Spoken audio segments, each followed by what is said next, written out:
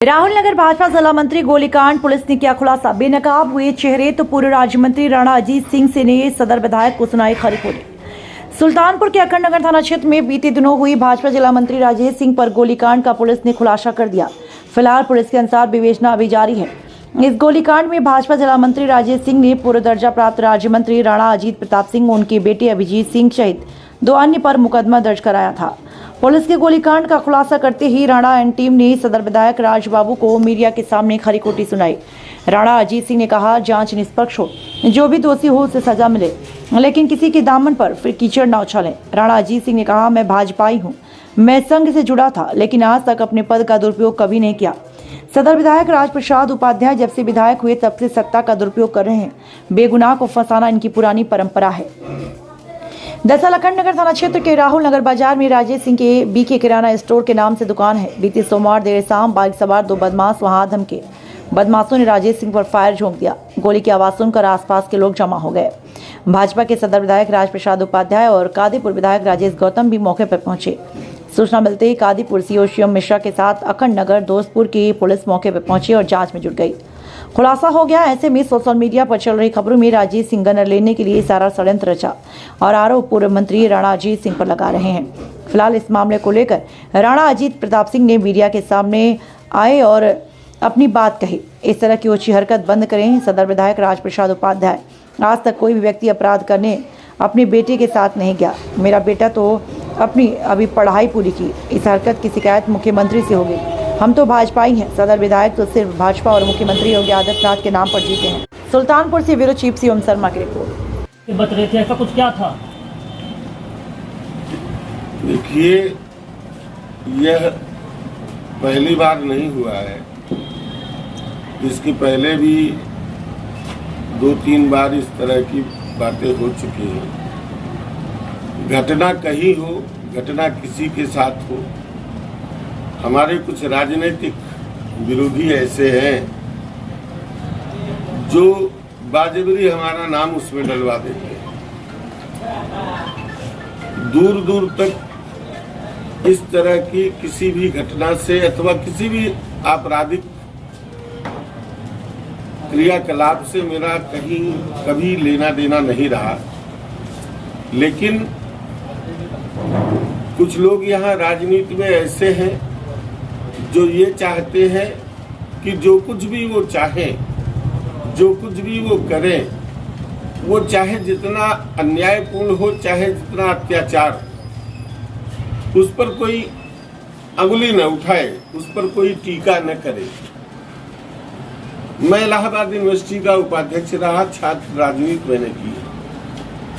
अन्याय के प्रति विरोध हमारा स्वाभाविक अभ्यास।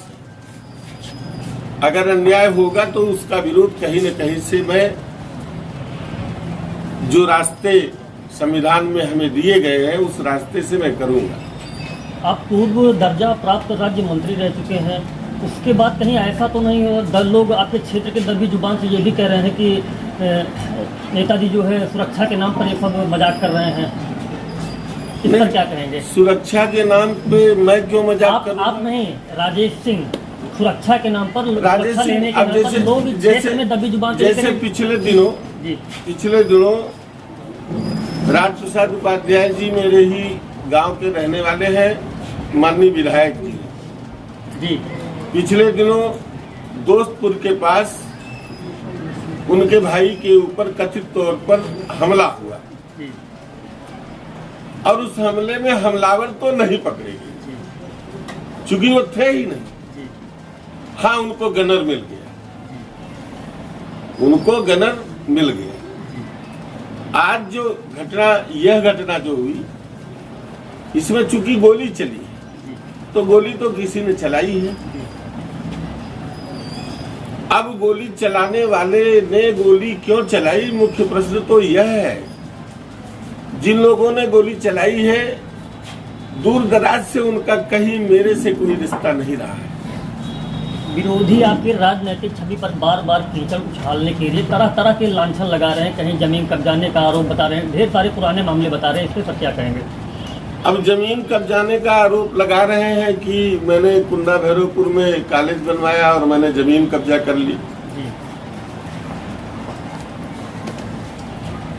मेरा कॉलेज है, मेरे पुरखों ने अपनी जमीन उसमें दी।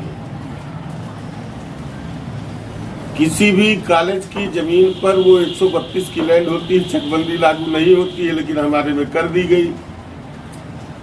7 बीघा 4 बिस्वा रकबा की जगह पे हमको 1 बीघा 16 बिस्वा का उड़ान चक दे दिया गया। हमने उसके खिलाफ मुकदमा किया और उस मुकदमे में हमारी डिग्री हुई।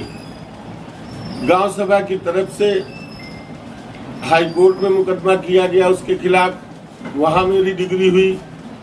PIL किया गया, फिर वहां मेरी डिग्री हुई। फिर ये लोग सुप्रीम कोर्ट गए, सुप्रीम कोर्ट से हमारी डिग्री हुई। और CRO की उपस्थिति में, SDM कादीपुर की उपस्थिति में, तहसीलदार, नायब, 5 कानूनगो, 15 लेखपाल, इन लोगों ने पैमाइश करके हमारी जमीन कॉलेज की हमको दी। कॉलेज की जमीन गाटा संख्या 10 है, गाटा संख्या 11 है। हमको कहीं कोई राजनीतिक अचीवमेंट हमारा न हो जाए। मैं भी भारतीय जनता पार्टी में कहीं न कहीं अपना भविष्य तलाश रहा हूं, तो कुछ मुझे मिल न जाए। पूर्व दर्जा प्राप्त मंत्री में हूं, बीज विकास निगम का चेयरमैन मैं था, फिर से कहीं ना हो जाऊं।